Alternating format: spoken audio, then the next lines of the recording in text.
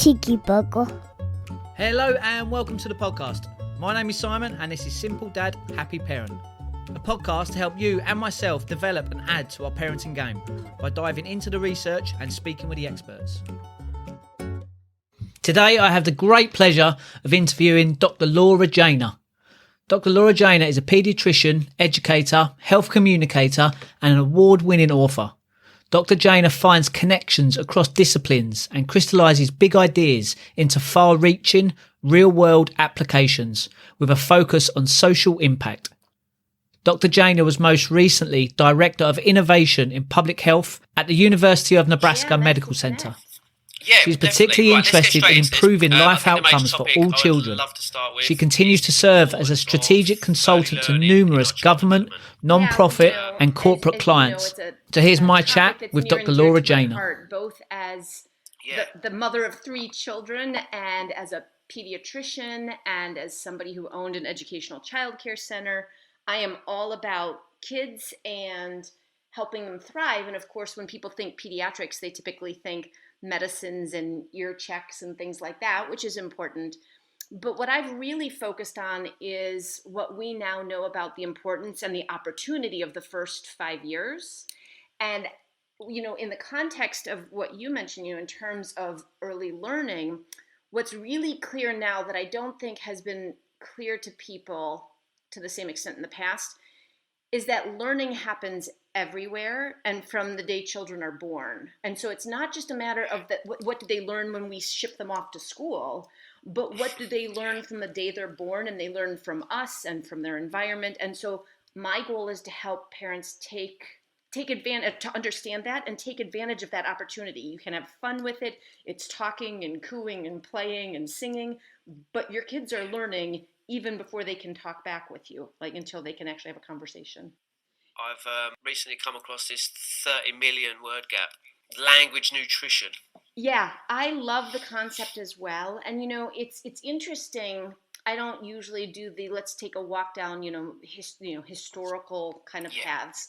But this idea, it used to be that because babies didn't talk to us, that it was understandable that people thought there wasn't that much going on inside their brains, right? They couldn't talk back to us, so that the real learning happened when you started to have a conversation.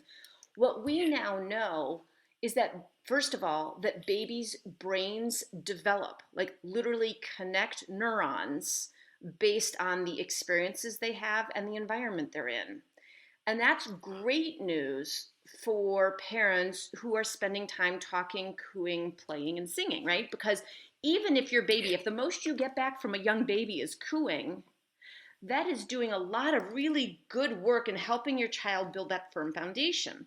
With language, I often talk about which parts of the brain sort of come online and get wired at which ages.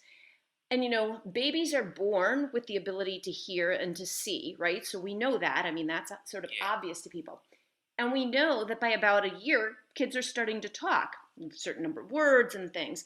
But that means that during that first year, the number of words they hear, the context, the tone that is used, that is doing a whole lot of work behind the scenes in a baby's brain that's preparing them for when that cooing and then the babbling and then the words come. Yeah.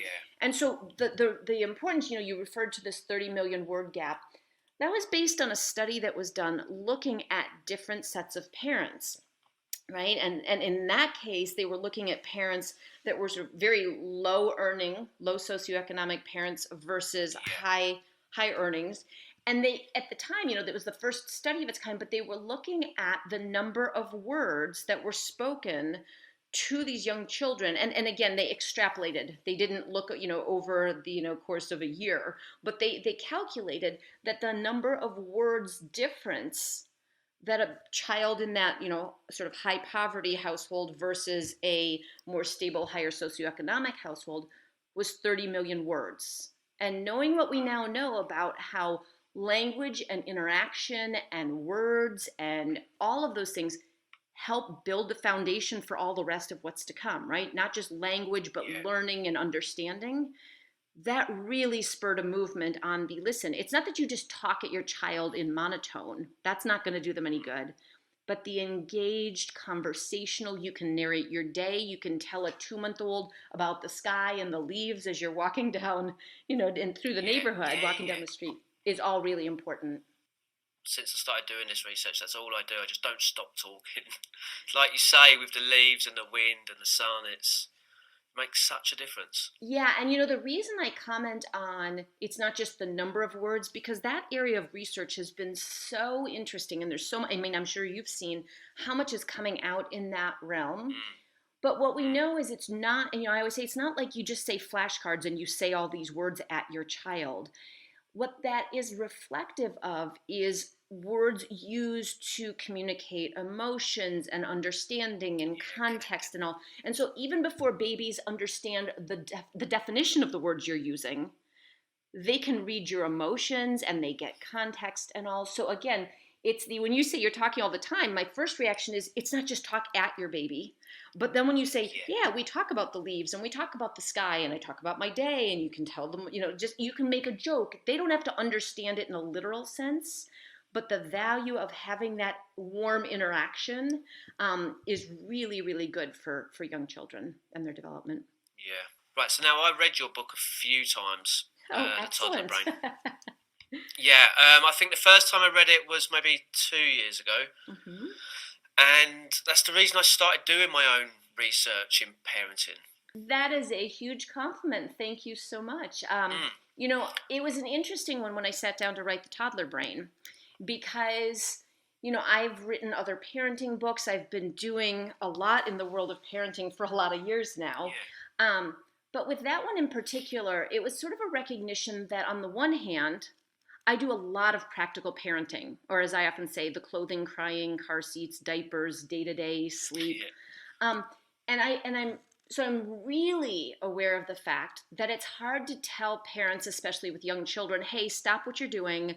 Let's think about what's going on in the world today. Let's talk a bit about brain development, and then let's talk about all these sort of skills that you want your kids to have, and I'm going to frame it that way for you, and then I'm going to show you what you can do in the first 5 years to cultivate them, because there are a lot of people who are just trying to get sleep, right? If you get the baby changed and fed, and they go to sleep at night, that's a really accomplished day. The point of the Toddler Brain was, if I give you a lens or a way of looking, not just at what you need to get done like a checklist, but have a better understanding of how, this is not meant to put pressure on parents, how valuable you are in this whole, equation of raising children. Then all of a sudden, the things where you're going through the motions, but you don't really know that you're doing such a great job, parents don't remember to give themselves credit for the singing songs and playing games and rolling in the grass or whatever those things are. And that was part of it, is understand what really matters to young children's development. And because parents are so critical, those interactions are so critical, it was meant to be empowering. So I'm so happy to hear that you were inspired by it, because that was certainly a goal. All right, there's something very exciting about your work and this book, and that's your talk between the business world and the skills we're trying to teach our children earlier. Yeah, and Do you mind explaining that sort of link? I sure will, because it's interesting. It wasn't, I have to admit, I don't tell everyone this, but I have to admit, it's not particularly in my individual nature to move towards business skills, right? Like, if you want your kids to succeed, they've got to be good at business, and here's how you can start right when they're born. And if you actually look at my TED Talks that I gave, the language I used to frame it that way actually rubbed some people the wrong way. Now, they've gotten almost 1 million views, so clearly it got people's attention. But I actually set out on a very specific mission when I did that. And what it was is, I realized that, everybody loves, you can occasionally find somebody, but everybody loves young children. And everyone says, our goal in life is to leave the world a better place for our children, and we want them to succeed in things. But when I looked around and I found there were all these things that we could or should be doing, and even on a bigger scale, what policies and programs we could have in place that would really help support healthy development for all children, we don't always do it. And whether it's because we don't know it or because we say we care about it, but we don't really put the money towards the policies for it. And so I thought, if everyone can relate to these 21st century skills, and what I have found, by the way, is that everyone right up to the level of the US Chamber of Commerce, the World Bank, and the British Parliament, who've all had me come present based on those two TED Talks. I get people's attention. We all can, I mean, it's sort of human nature skills, right? Like that's what makes us human, are these skills that I talk about. And then I say, okay, well then let me show you what they look like in the first 5 years when they're in their early stages of development, like really critical development. And let's think about whether we're actually doing what we can to cultivate them. And that simple shift in framing, again, business was not my nature, right? I'm not the you raise your kids to be successful in business. I'm much more of the every child deserves, we should feel obliged to maximize every child's potential. And so how do we do that? But I framed it in terms of business. And now, quite honestly, half the time I get lots and lots of interest, as you might imagine, from the parenting, pediatric education worlds.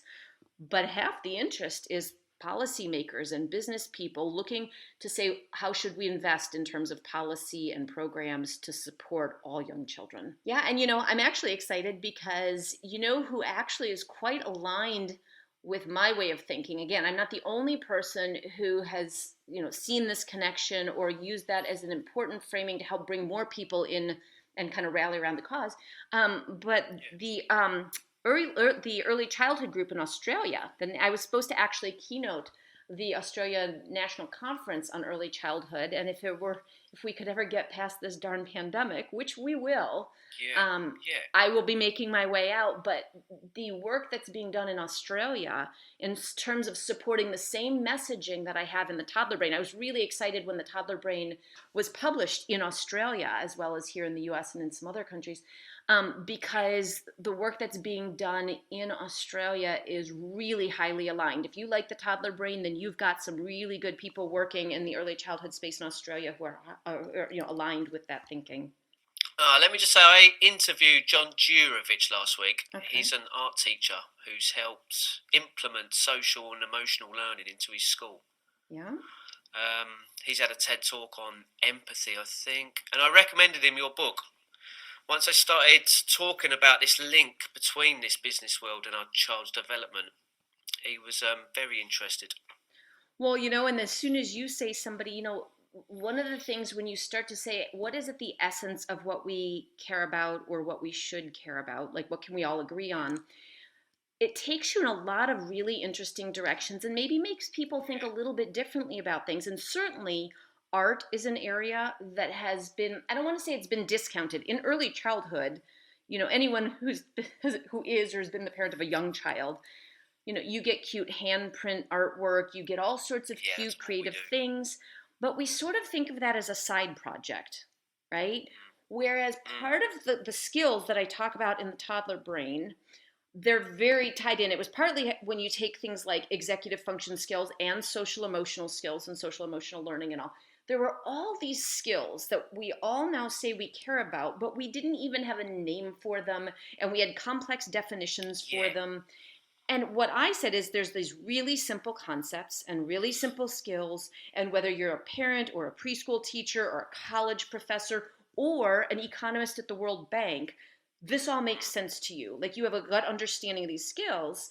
But then I said start looking at some of these things like art and music and sports and things where you say, okay, we're fostering these skills that we all just agreed on were really important, right? If you look at the level of creativity and curiosity and hands-on learning that goes into art, for example, and art as an expression of emotion, because it's not just use your words to express how you're feeling, but you learn to read people's body language and you can express yourself through art and music and movement. And we know this, right, intuitively. Part of my goal was then to say, well, then we probably need to rethink this really narrow focus on reading, writing, arithmetic. And I always say, really important, right? I'm a big advocate for early literacy and things, but not at the exclusion of these other areas, the music and arts and sports and sort of social interaction opportunities, which also really help to develop those skills that we all care about. Well, it's expressing yourself, isn't it? All of them things you talk about. It is. It's expressing yourself. And, to broaden it a little bit, and again, this is where I'm aware that a lot of times parents, when they would come to listen to me, my first book was on newborns. My second book was on helping kids eat healthier, right? It was about, called Food Fights, but winning the nutritional challenges of parenthood. It's a bit of a shift to say, hey, for a minute, all you parents, I want you to stop and take a look at what's going on in the big picture world, right? But if I distill it down for you into these two areas, one is the world is rapidly changing, and two, we are globally connected and the world's globally complex. Those two things. Now, if I'd said that to you 2 years ago, you might have, and you read the book 2 years ago, I could make that so people understood that. I could give examples and I could do all sorts of things.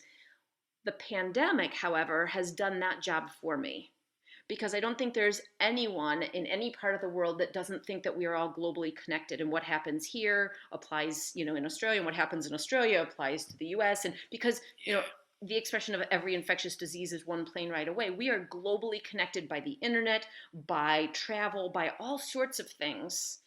And that means that we need to have a new set of skills that help us deal with that world. The rapid change, right? The ability to deal with rapid change. Well, technology is causing rapid change at an exponential rate, but so is the virus. And what we find, or what you find and kind of helps, then let's make that much simpler, is I would say, what kind of skills become more valuable in a rapidly changing world? Knowing the right answer isn't as valuable as having good questions and critical thinking skills, because there may not be an answer, right? When something's all new and we've never seen it before and it's moving really quickly, the person who's able to apply what they know but think of new ways of approaching it, ask good questions, figure out the answer, those skills. And that again distills down to these 7 simple skills I put in the Toddler Brain. But that context of what's going on in the world that everyone can relate to, people could answer the question for themselves of, well, what would you think the skills would be? And learning to understand other people. I always say, play well with others and in the same sandbox, and, put your listening ears on. All those sort of preschool-like skills apply when you need to work with people across cultures and continents and, different professions and things, which is what we're having to do to deal with the pandemic. But that's what we have to do in today's world anyways, right? So all those things that we really emphasize in preschool are lifelong skills. They're not just preschool skills. And we're developing them throughout our whole life still. Well, absolutely. And in fact, lately, I've been brought into conversations at the NASDAQ Entrepreneurial Center. I did a keynote presentation, and I spoke at the Global Skills Day, I was very much the outlier of that group, because it was global thought leaders on skill development. Higher education, the HR people from around the world at some of the biggest companies in the world, looking at what they hire for and what job skills. And all I do is I say, okay, I agree with you on the skills. I really want to see where you go with this, except I'm telling you, if that's what you want, you better start paying attention to my world of early childhood, because that's where they have their foundational development. And we know it takes a caring, responsive adult and these interactions, and we should really be supporting parents and early childhood caregivers in their capacity to be able to provide those, those really healthy kind of start to their lives for kids. Okay, so can you explain to us what this term, you just touched on it, executive function skills is? Yeah, maybe what these skills actually are. And I'm glad you asked, because when I give my talks, it's funny. I usually put up a slide and it has like one picture on it or one quote, because I try not to put really busy slides with lots of definitions. The one slide I usually put up that has a definition is executive function skills. And the reason I do that is because it gets tossed around all the time. But what I found when I set out to write the Toddler Brain was that a majority of people couldn't actually define it. They sort of thought they understood it, but nobody really defined it. Quite simply put, so it's actually a definition based in neuroscience, and I would say conveniently named executive function skills, right, if you're linking it to the business world. But it is cognitive flexibility, working memory, the ability to bring in new information and hold it in your mind to sort of be able to process and do something with it, and impulse control. Right? And so if you break those 3 things down, because if I give you preschool examples, you're going to know exactly what I'm talking about. Impulse control can be as simple as don't bite your friends, right? Because really young children, sometimes, I don't know if, and again, there may be some cultural differences, I don't know. But from what I understand, kids around the world all have this little bit of a tendency to bite each other. And if it's not biting, hitting each other, throwing a fit, grabbing a toy, those are all impulsive behaviors that are normal, predictable behaviors of early childhood. Now, what I then tell, and especially if I'm talking to a room full of parents or to preschool teachers, for example, I might say, all right, if a 2-year-old, they'll ask me what to do about biting or hitting or something. And I'd say, okay, if it's a 2-year-old, it's one discussion. If it's a 5-year-old, it's a different discussion. And the big difference is that executive function skills undergo, in the right conditions, they undergo their most rapid rate of development between the ages of 3 and 5. So a child less than 3 or just newly turned 3 may not have such strong abilities when it comes to controlling their impulses. They want something, they grab it. They don't get something, they scream, right? Like we all need to learn to control those impulses. In terms of working memory, that's the ability to take in new information and hold it in your mind, sort of like the ability to put it on like your mental drawing board and make use of it, right? Process it and maybe apply it to what you're going to do. That's the simple sort of thing that when you see a pediatrician, for example, and they say, does your child follow 3-step commands, right? Like if you say, go get your shoes, sit down, put them on, and then get the ball and we'll go outside. Can they take those pieces of information, hold them in their head, and then act on it? So you can see that in very basic questions that your pediatrician might ask you. And then the cognitive flexibility part is the ability to change what you're doing based on new information, right? So if you are doing, and you can see this for very young children, someone is, a child's doing something and you say, okay, and this is why it's a good practice for parents to give kids warning like you're going to transition soon. You don't say, get up, it's time to go. For a 2 or a 3 or even a 4 or 5-year-old, you say, all right, this is the 5-minute warning. We're going to need to get ready soon. So why don't you finish up what you're doing? And what you're doing is easing them into this flexibility because it's really hard for young kids to stop and then shift gears, right? Now, having said all that, so you've got working memory, impulse control, and cognitive flexibility. Remember how I just said there's 2 big shifts going on in the world right now? Ways that we need to look at what's going on in the world. One is rapid change. In a rapidly changing world, perhaps one of the most important skills is adaptability, right? Change because the world's changing, right? And if your brain can't do it, you can't do it, which makes executive function skills really important throughout your entire life. But we've got this great opportunity to cultivate and help kids with them and understand what they're capable of and what they're not yet capable of with regard to executive function skills in those early years. Well, I'm sitting here like smiling, like I'm learning so much. Oh, good. Right, let's get into these skills that your book is based around.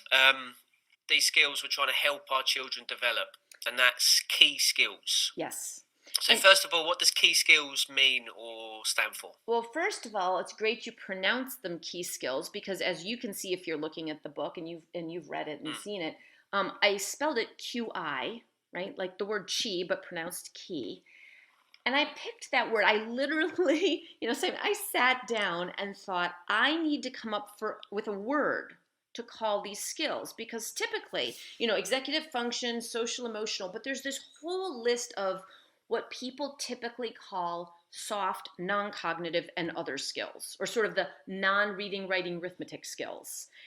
And the problem is that if we call them soft skills, which a lot of people do, the problem with that is soft doesn't really sound as important to most people as hard skills.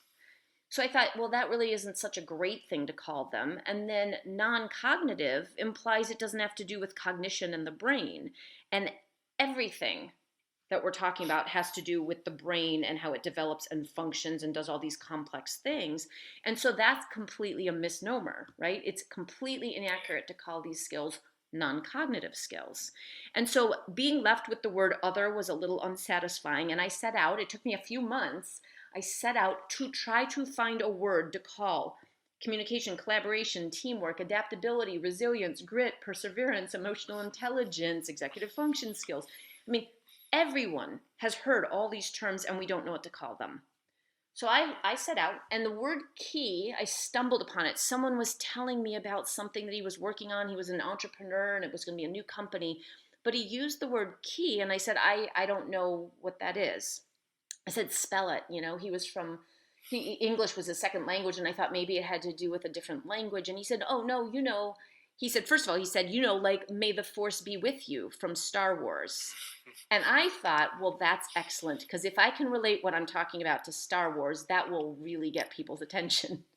Because that was kind of a global phenomenon. Right? Got your attention.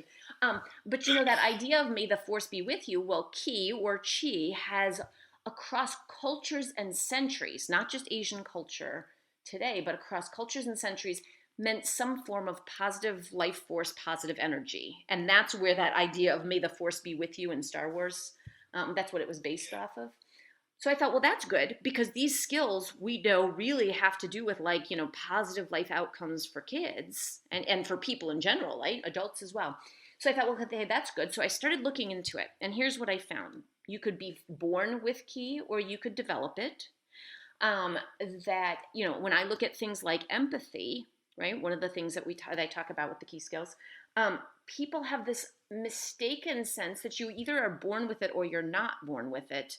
When what we know is, and we can see even from neuroimaging now and doing different studies of the brain, that you can build up that empathy region of your brain in the same way. It's almost like watching the World Bodybuilding Contest when they do neuroimaging of Tibetan monks and their brains for compassion and empathy and things. So we know you can develop it. It's not static. You're either lucky and you were born with it or not. And so having taken all of that, then I got very excited because I realized it also is the complement to IQ. And as you know, what I did was I said, if there's these reading, writing, arithmetic, more technical skills, which also include, financial literacy and coding and these things that people often talk about, I kept saying those skills are still really important. Let's call them IQ skills. They're not like a literal definition of like what an IQ test gets at, right? But they're much more like the sort of what people think of as IQ skills. So I said, if we call those IQ skills, they are still very important. No one gets to quote me as saying I don't think they're important. But we have not even been paying hardly any attention to these other skills, and those are the complementary skills, the key skills, and that together you get this sort of whole child development that we're all after. So that's the concept behind key skills. I made up the use of it. Like I created the key skill framework. The word existed, and I thought, good, if it crosses cultures and centuries and everyone thinks that it has the same kind of meaning, then we're off to a really good start. And it's pretty easy. And the other thing is, when you say key skills, if I say, listen, there's 7 key skills I want to talk to you about, you don't even have to have been paying attention to what I just told you, and you think I said the word KEY, key skills. They're really important. Yeah. So that's where the concept came from. Okay, lovely. All right, well, let's walk through these skills. 7 skills, you said. I did. All right, so the first thing I like to do when we walk through them is, okay, I wanted these skills to be intuitive, that if I even say them to you very quickly, very sort of superficially, that you will then have a gut feeling for what I'm talking about, right? You can kind of figure out some stuff on your own. If you're not so inclined, you don't have time to go read my book, you will still have a feeling for them and you'll start to see and hear them in this context. Okay, and they were meant to be sort of fun, not a hard formal definition kind of set of skills, so that they sound a little Dr. Seuss-like. And that's why I always say them all together first. It's me, we, why, will, wiggle, wobble, and what if. All right? And you laugh, and that was the point. But the point also was that they weren't supposed to be so cute and fun. I mean, I've written them into a children's book called Jumping into Kindergarten. I wrote them into the Toddler Brain. But I have also presented that same exact framework, like I said, to the world's top human resources leaders, Fortune 100 CEOs, who, when they hear them, start using them in their presentation immediately following me. So that's where I was trying to create common language where if we can all see that we're talking about the same thing, then all of a sudden we can see this sort of continuum from early childhood all the way throughout life and how they're important. All right, you want me to run through each of them? I'll give the quick please, overview. if you don't mind. And again, I won't go into lots of detail now just for the sake of time, but the idea is, okay, me skills, self-awareness, self-control, impulse control, focus, and attention, right? So that's sort of that internal being in control of your own thoughts, feelings, and actions, all right? Yeah. And I always relate this to like both what's going on in the business world, what we see in young children, but this idea of cultivating those abilities are really important for young children, right? That don't hit or bite your friends. But we see things now in sort of the global business world, chief mindfulness officers, right? You get the impulse control of do not hit send on an email that you wrote when you were really angry. Stop, don't hit send, or control your impulses, think it through, think through your actions, and then send it later. They're the same skill, okay? So those are me skills. We skills are, as I sort of alluded to before, those are the people skills, the play well with other skills, right?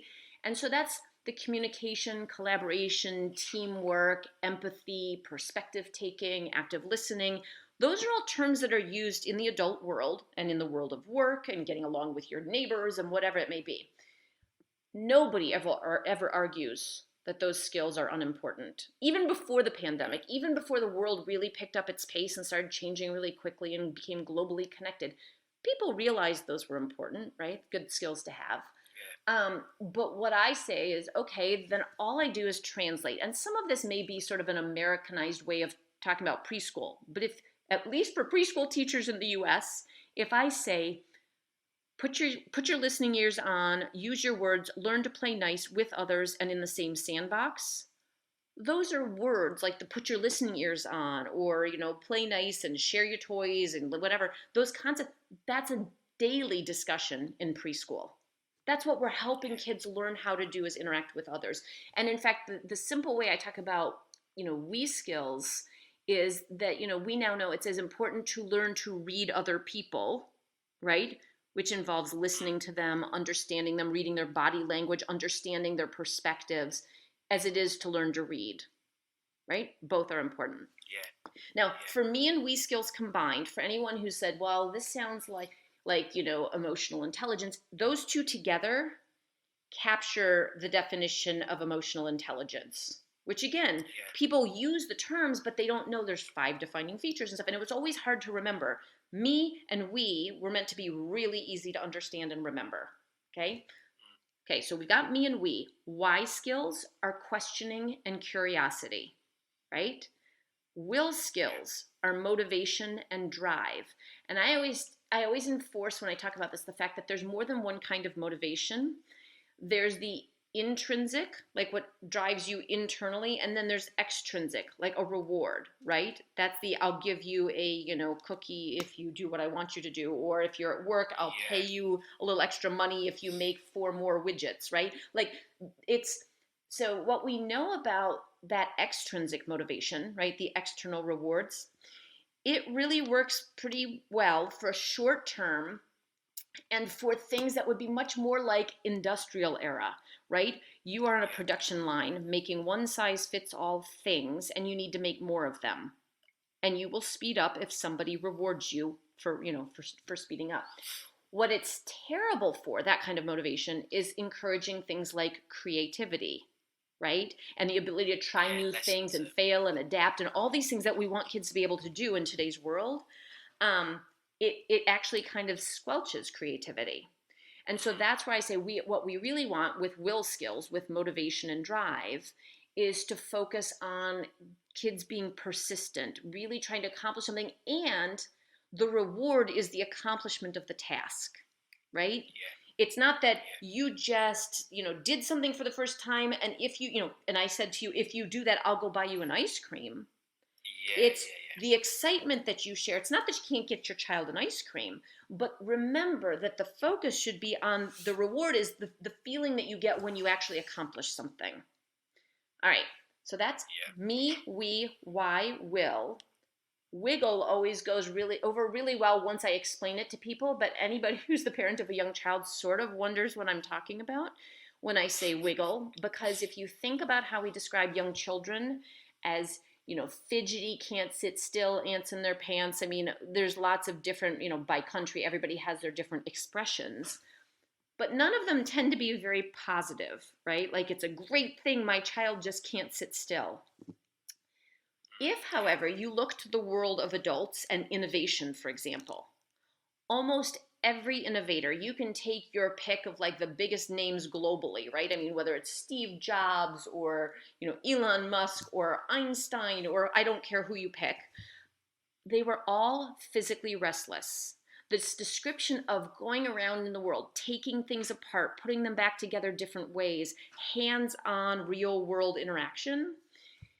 What I wanted to emphasize with wiggle skills is that what we know, and all of these are based in the brain science, right? So they've got their examples in the world of work and business. They've got their foundational development and examples in early childhood. And it's all based on what we're now discovering about how the brain works.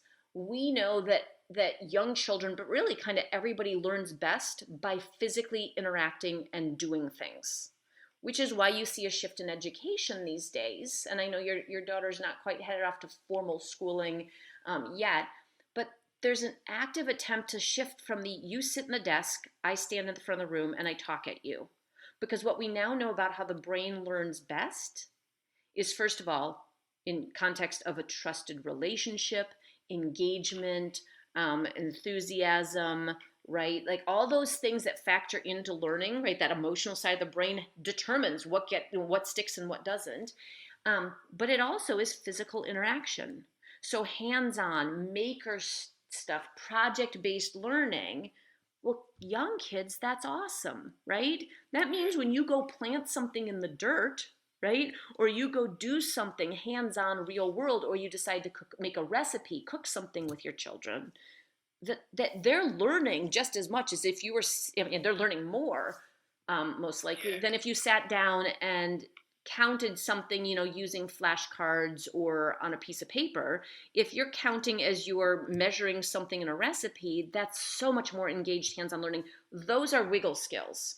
Physical and intellectual restlessness go hand in hand. And what I point out to parents, to early educators, is that doesn't mean that you can never have a child sit down, or that they shouldn't learn how to sit still and, not touch, not poke, not whatever. But recognize it's a trade-off, because the more we limit kids from interacting with the world around them, the more it's less conducive for learning. And that's, again, I've been to the World Forum on Early Childhood for several years now, and there's actually, coming out of Australia, there's some really good presenters who talk about all the stuff you can do in nature, right? This back to nature. We knew this, but we kind of forgot it. Yeah, because if you get out in the real world, in the context of the world the kids live in, and then you explore nature, and they're curious, and they're getting to touch and dig and play, but you also do it with mind to what can they learn, whether it's math or something that you can read about or any of those things, right? That's the best of both worlds. Hands-on, engaged, whether it's outdoors, indoors, are wiggle skills. All right. Well, it's their senses and coordination and everything, isn't it? Absolutely. Yeah, exactly. And of course, there's the physical benefits as well, right? When we're talking about physical activity and things like that, which also is good just for the brain in general as well, like overall health, but also the brain health. So we've got me, we, why, will, wiggle. We've got 2 left. Wobble is the next one. And I cannot remember, you're going to have to remind me. I think maybe you all in Australia were not particularly familiar with the toys Weebles. Have you heard of Weebles before? No, I don't think so. Yeah, I don't think some countries have it. It was a globally popular toy, but it didn't reach all parts of the world. In about the 1980s or so, in the United States, one of the big toy companies came out with a toy called Weebles. Really easy to visualize if you haven't seen one before, because it was egg-shaped. So picture an egg, it's got a character painted on it, and you can paint all sorts of characters on eggs, right? So little people, things, you could even do animals, but the bottom of the egg-shaped toy was weighted. So it had a weight at the bottom. So they would wobble. I have them. Right, so they would wobble back and forth, but they wouldn't tip all the way over. Yeah. Okay, so the tagline, one of the best marketing campaigns, because it stuck with everyone, my generation, I'm now 52, my generation, if I say wobble, everybody thinks weebles wobble, but they don't fall down. So that's why I use that as my my next skill name, because what I was going after was this idea that we now actually place a huge amount of value in the ability to fail, learn from our mistakes, adapt and do intelligent risk taking. Okay? And people can say, and this is a high level of work. I mean, in fact, I can tell you in the US, it's probably the most common question now asked in job interviews is, when did you fail and what did you do about it? Yeah. Now, remember what I said about the world. If the world is changing really quickly, your ability to just get the answer right is one thing. But, in a very rapidly changing world where there isn't one right answer and it's not available to you yet, you are going to fail, but you need to try things and then fail and then get up and keep trying and keep moving, right? And so that skill becomes really valuable. All right. For kids, what I say is, okay, if we value that, what are we doing to cultivate that or nurture it? So I say, okay, if each of the skills we're talking about relates to developmental milestones in early childhood, the kind that your pediatrician might ask you about, aligned with at what age did they roll? At what age did they babble? When do they put two words together? So what milestones might relate to this ability to fail and adapt? And what I do, you probably are already guessing what the answer is, because if you did read my book several times, you know that what I say in that chapter, in the wobble chapter, is don't think too hard, because milestones are successes. And in fact, in parenthood, we do so much of measuring all of our progress as parents and progress for our children by their accomplishments, that I think it's inadvertently, but we downplay the importance of making mistakes. We forget that the process of getting to the right answer is actually probably more important than just getting the right answer.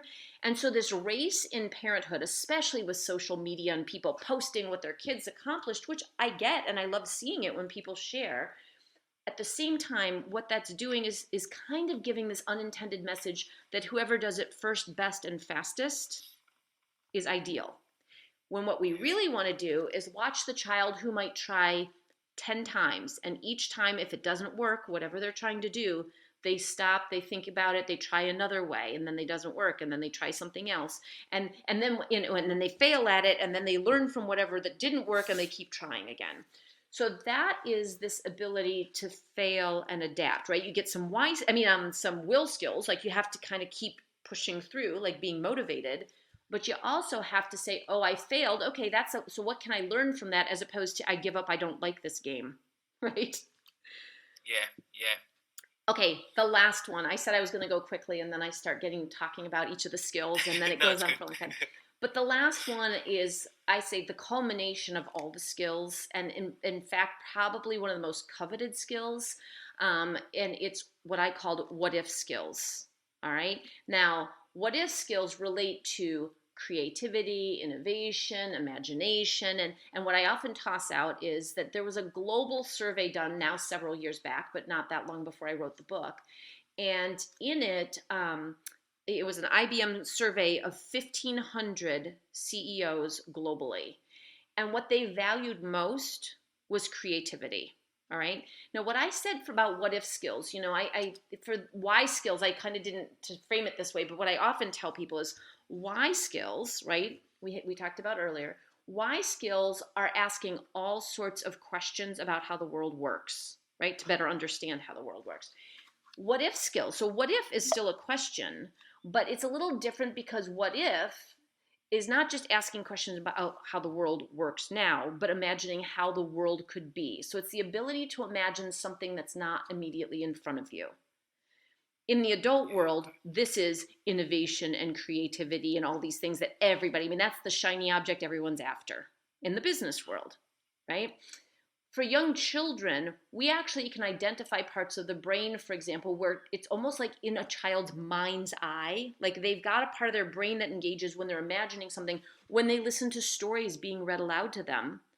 That part of the brain does not get engaged when they're watching a movie. That's a much more television or something. That's a much more passive process. But look, young children play make-believe, they play dress up, they make up games, they do, theater, like all these things are imagining something different than what's right in front of them. And it pulls in a lot of other skills to do that. The last part I always say about what if skills, because that's the ability to dream and imagine and everything else, is how I like to end every talk. And again, in a parenting book, I did it in the Toddler Brain. I knew full well that there were a lot of parents who are, right now just focused on their day-to-day, and that's challenging. They don't have time to really kind of pull back and just think really big. But the quick, even just one concept I wanted to leave people with is that what if skills also are the ability to imagine a better world or a better circumstance than the one you're born into or that you're faced with. And this is certainly true for what motivated me at the very start to even pull this all together, to try to tell a compelling story about what I was seeing and what I know, was especially for kids born into poverty and facing adversity. What we need to make sure is that we, because as adults, we are responsible for making sure that they can always see and that they have the skills they need to help attain a world different than the one that they've been born into, if it is involving, abuse, neglect, whatever that may be. And so that's where I always close out talking about key for all. If we know that these skills are absolutely critical for success in today's world, business or otherwise, and we know that a caring, responsive adult literally is like a brain architect, connecting neurons in the developing brain and developing these skills, like helping kids, cultivate these skills, then not only do we need to think about our kids, but just keep that in mind, whether it's when you vote or policies you support or things you do in your community. We have to think about what that means for the kids who don't have that. And so that's how I end all of this, because again, I know a lot of parents don't have a whole lot of time to go out and start thinking about that. I didn't when my kids were young, but now that they're all in their early 20s, I'm out there advocating for investments in early childhood and things like that, at the same time that I help parents with their individual day-to-day challenges, which are really important as well. Wow. Okay. That's amazing. I don't want to take up too much of your time. Yeah, but you know what? I figured it's great getting to talk to you, and I'm excited for what you're setting out to do here with the podcast. So I'm always happy to contribute, and hopefully you'll get some good feedback on it. But I'm happy to share. Yeah. All right. Well, thank you so much, because I really appreciate it. Oh, well, listen, I'll look forward to hearing how things are going, and it sounds like you've got a good thing set up there for parents. So congratulations for your podcast as well. Thank you very much. My pleasure. Take care. And that's where we'll end today's podcast. Thank you all very much for joining me today. I look forward to seeing you here again next week. If you'd like to support me in any way, please share these episodes with your friends and family so I can reach a new audience and continue this journey. Thanks again, and I'll see you next week.